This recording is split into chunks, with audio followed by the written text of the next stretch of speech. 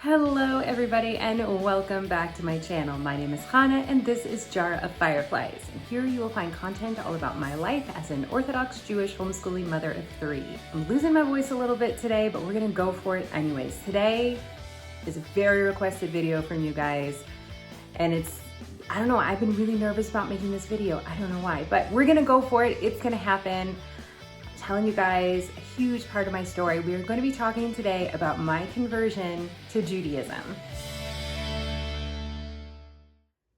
Okay, now this video is going to be in 3 parts. First, my Reform conversion, then the process of my Orthodox conversion, and then finally the conversion day and a bit of a wrap up. So that is just a heads up for you that this will be in 3 parts.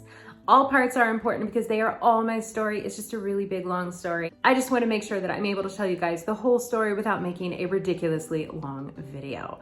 Okay, let's get to it. Okay, so for anybody who doesn't know, I converted to Judaism. I am an Orthodox Jew, but I came here through conversion. I was not born a Jew. I was born a Catholic, Roman Catholic. And I do come from a very Catholic family, and that is an important part of my story. So I was not like an Easter, Christmas Catholic or something like that. I was like every Sunday go to Mass. We went to Mass on holy days. We went to confession. Like it was a big part of our lives. So let's just dive right in. Okay. The story really starts because, these stories don't just start with like, one day I thought I'd want to be Jewish. Like, no, it starts before that. It starts when I was about 6 years old. It was the springtime. I only know this because I found out later it was Passover. But I was playing in the backyard with my next door neighbor who was Jewish, and I didn't know she was Jewish. I didn't really think about religion at the age of 6. It wasn't something that really occurred to me other than that it was something that my family did. But it wasn't the kind of thing that occurred to me that somebody else would do it differently. So I'm playing in the backyard with my friend who lives next door, and my mom told us that it was time to come in for a snack. So my next door neighbor, she said, well, I have to go home and get some food. And I was like, well, what's wrong with our food? So anyways, I get my snack, she gets hers, and she comes back and she explains to me, because I asked her, I'm like, what is wrong with my food? And she explains to me that they are Jewish, it is Passover, and they keep kosher. And again, because it's Passover, they have to be even extra stringent about what food they're eating because of the Passover laws around keeping kosher. They're much stricter during that time. A whole other video. Anyways. So then I was like, whoa, wait a minute, what? Tell me more, because it had never occurred to me that there was another religion out there. It just, again, I was 6. These things aren't things I think about laying awake at night. So she explained to me, as best these 6-year-olds can, what Judaism was. And that was perfect for 6-year-old me, because that was my level of understanding as well. And that was pretty much where the spark was lit. There was something else out there, and I was really fascinated by this and really drawn to it. So ever since then, whenever I would meet another Jew, I was always like, wait, tell me more.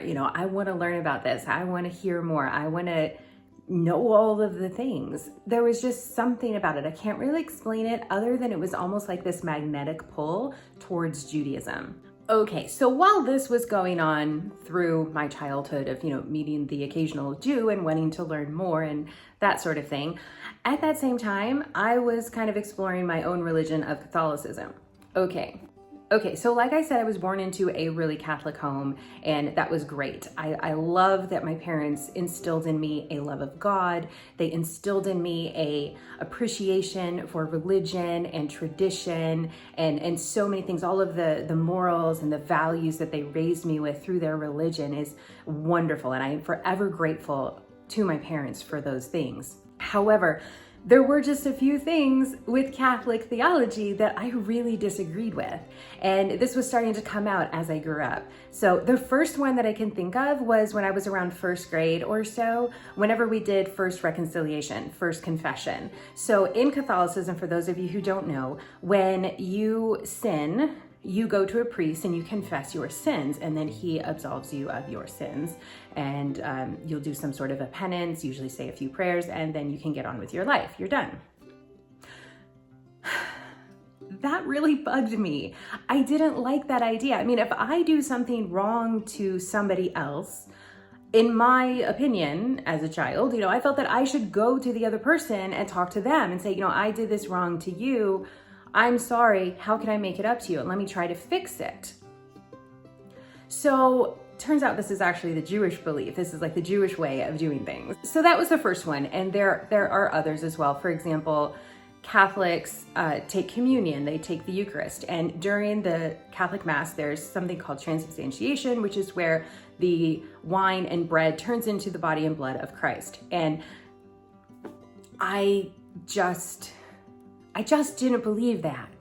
It just didn't make sense to me. I didn't understand why that would occur. I didn't feel like that's what the Bible was saying, like where we're getting that from in the Bible. Like I didn't feel like that's exactly what was meant there. And I felt like it needed further research. Well, anyways, my parents at this point told me to stop taking communion, to stop taking the Eucharist during Mass. And that was fine with me. Okay, so moving on into my teenage years, I'm obviously still having issues with how I feel about Catholicism and all of that. And I may be getting some of the exact years and things wrong in the order of some of this actually, you know, but this is the best that I can remember it at this point. I'm 40 years old now. This was a long time ago. But anyways, just trying to tell you the story the best that I can here, but I just want to throw it out there. Anyways, so, okay, let's jump ahead to my teenage years now. So there is something called confirmation with Catholics. And that is where, I think it's when you're around like maybe 13 or 14 years old. And that's where you confirm that you want to be part of the Catholic Church, basically, because Catholics baptize infants, and that's, you know, baptizing them into the Catholic Church. So then later on, as a teenager, you're having your confirmation, you're confirming, yes, no, I really want to be a part of this. Now, at my confirmation, I did get confirmed, but it was kind of one of those things where I think I was maybe too young to sort of really stand up for what I felt, or maybe I didn't really know completely what I felt yet, but I do remember for sure questioning a lot at that time and also not really wanting to rock the boat. So, but I also remember like at my confirmation, I'm sitting there in, you know, the pews at the church, and I'm looking up at the crucifix that's up behind the altar and thinking to myself, like, why? Why did he have to die for our sins? Like, I just don't understand that. It didn't make sense to me.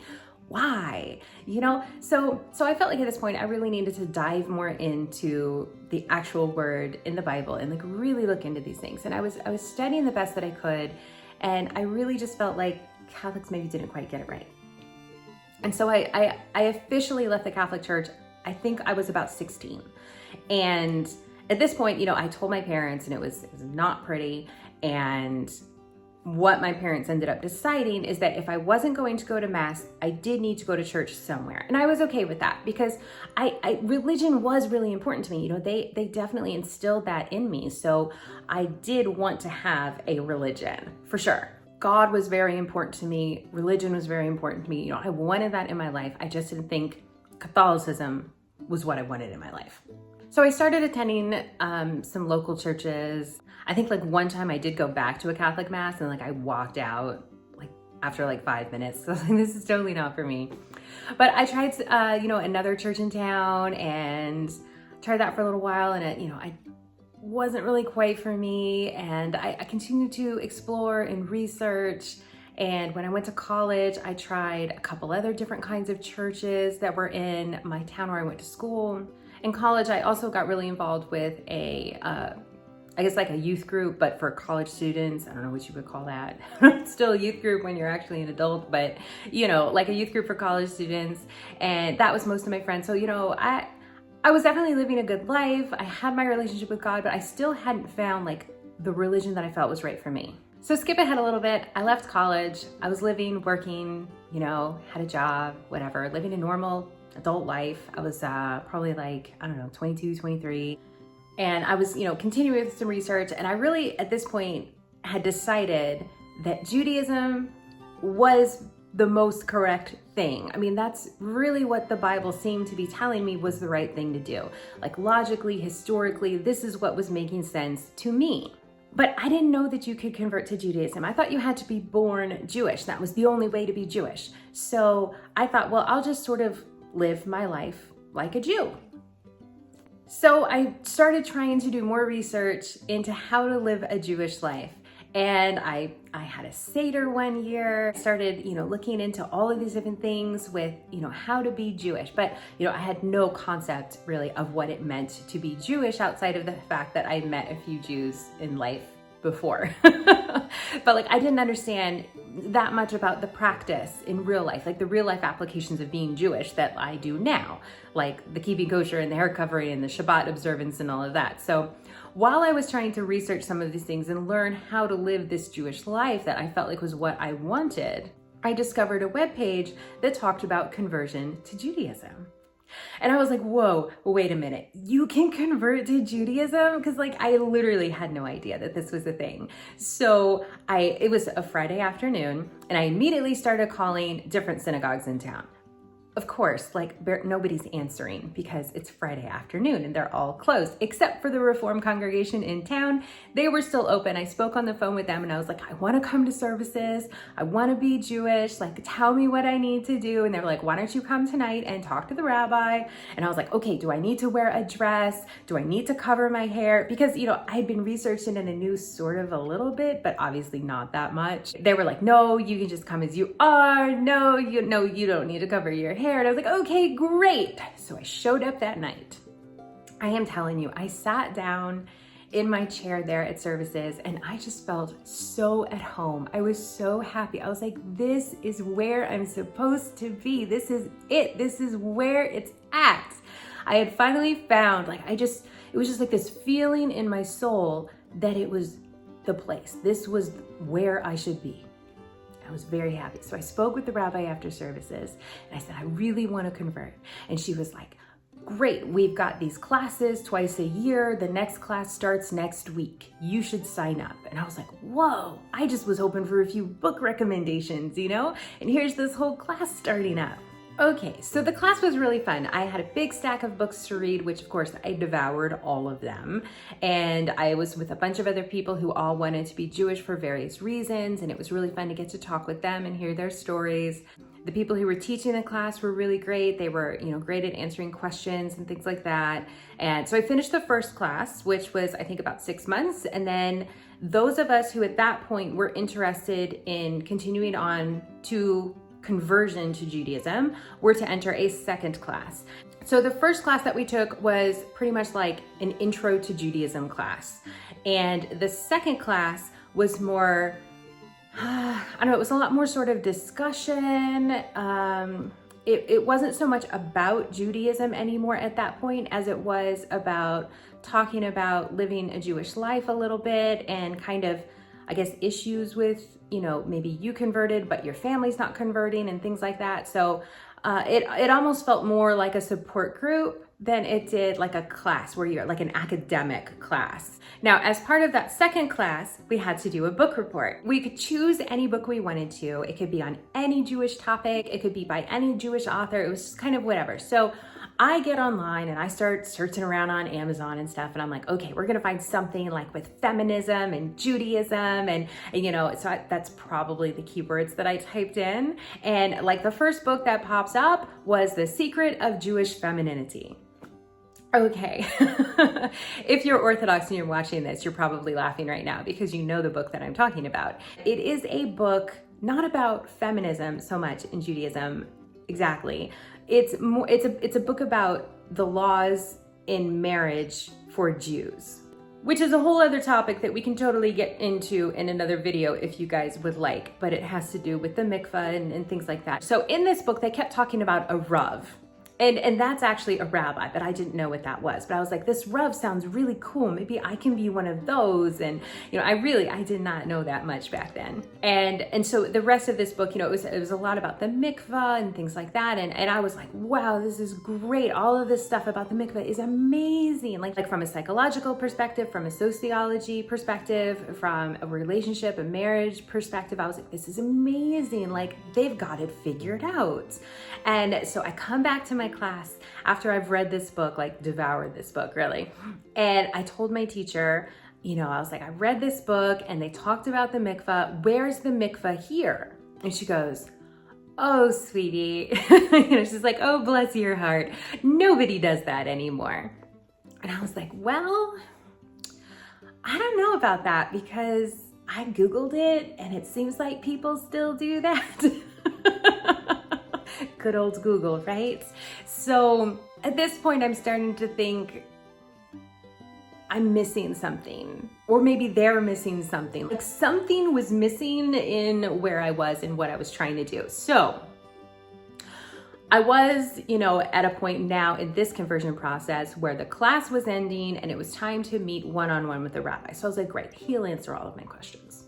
So I start meeting one-on-one with this rabbi, and he was great. He was really a fantastic rabbi, and I could not think of a more perfect match for me in this situation. So we sat down and we met for, I don't know how many sessions, but it was a few more months. So it was a few more sessions of meeting with him and talking things out. He gave me a huge list of questions he wanted me to look at and answer. And, we would talk about that. And so then it got to a point where he was like, you know what, I think you're ready for your conversion. And I was like, fantastic.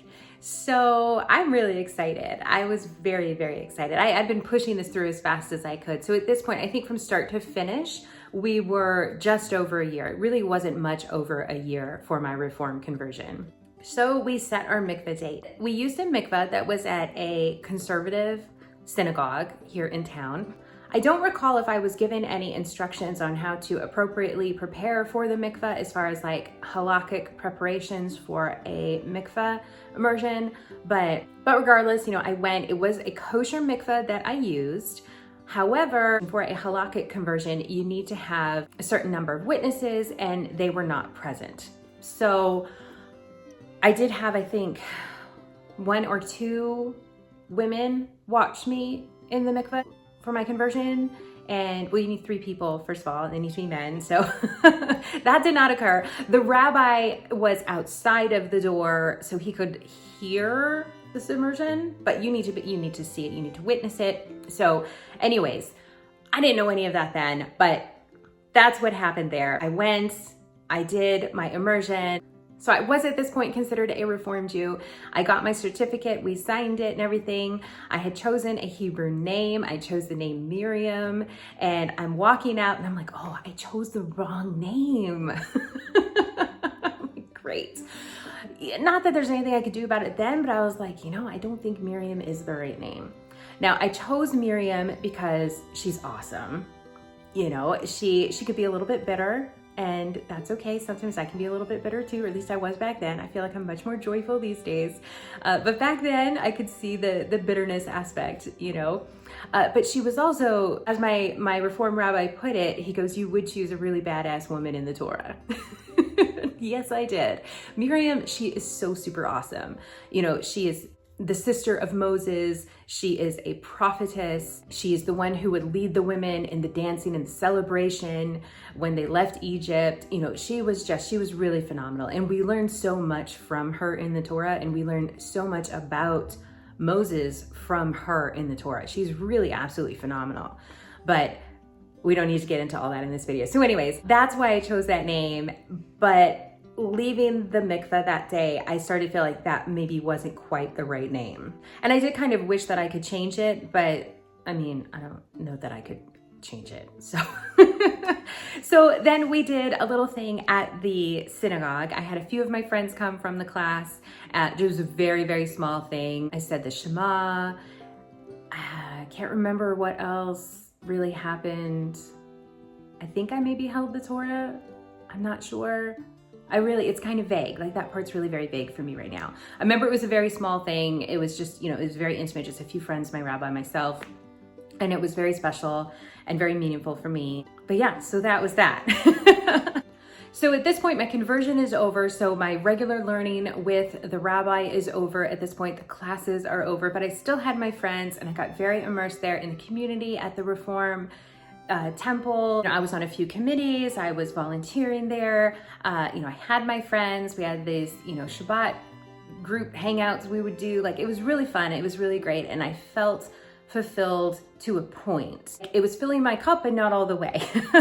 I definitely missed the learning aspect. So I decided to learn to read Hebrew, which is a whole other alphabet, call it the alphabet. That was helping to bring in some of that learning for me. I joined a Gemara class, a Talmud class, and that was helping to fulfill some of the learning for me. So I was very immersed, but I was continuing to grow in my learning about Judaism, in what I felt, how I felt that I wanted to observe Judaism. You know, I wanted to start keeping kosher, things like that. So, okay, so here's where I feel like we're starting to get into the Orthodox conversion story. So this video is getting kind of long already, and I'm gonna go ahead and cut this video off here. And in the next video, we'll jump right back in with the Orthodox conversion story. And that one is awesome. Okay, I can't wait. But this part of the story is so important as part of my journey. It's a huge part of my journey. It was a very meaningful part of my life. It taught me so much, and that was truly like what brought me to where I am now. So now that that part is over, that is my Reform conversion story. On my next video, we will come back with the Orthodox conversion story. All right, so make sure that you are subscribed so that you don't miss that. I do videos every Monday and Thursday, unless it's a Jewish holiday. I cannot wait to share more of this story with you guys. So let me know in the comments what you are thinking so far of my story. I cannot wait to hear from you and get that conversation going. Be sure to give this video a thumbs up if you enjoyed it. I hope you all have a great rest of your day, and I will see you in my next upload with the rest of this story.